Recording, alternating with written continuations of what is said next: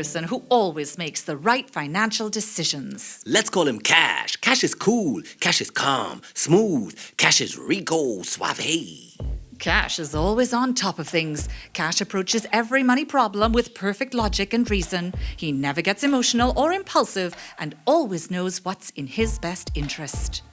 Now, you're probably thinking that Cash isn't real. He sounds like someone made him up. But for over 100 years, most economists believed that the world was made up entirely of cashes.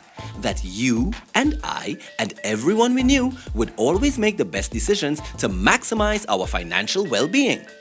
Sound crazy? You bet. But that was the prevailing thought until a small group of researchers began to question whether Cash or people like him existed. One of them, Richard Thaler, He again.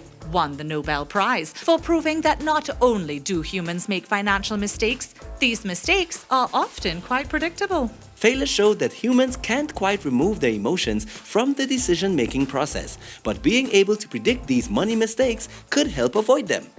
This is known today as behavioral economics. Now, let's see it in action.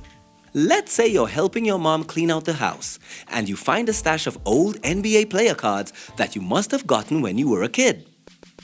As you're going through them, you find a first edition, mint condition Michael Jordan card. First thought? Ways! Second thought, you could easily get at least $5,000 for it.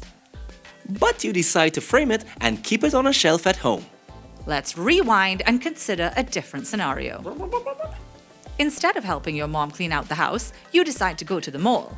There, you see the same Jordan card priced at $5,000. Now, you don't even think twice about buying it. You wouldn't dream of shelling out that kind of money for a player card. Even though you used to worship Jordan, you leave the store. This behavior may seem reasonable, but it's completely illogical. In the first case, you decide that the Jordan card is a keeper, that it's worth passing up $5,000 for. Yet in the second instance, you chose to not part with your $5,000 for the very same Jordan card. To a perfectly rational being like Cash, whether or not you already own the card should be irrelevant when judging its value. But to humans like you and me, it's very relevant. Thaler called this the endowment effect, our tendency to assign more value to the things we already own than the things we could own. In short, anytime you refuse to sell something for an amount that's more than you'd pay for it, you are in fact experiencing the endowment effect. That's it for this episode of Money Talks. For more ways people are dumb about money, be sure to check out part 2.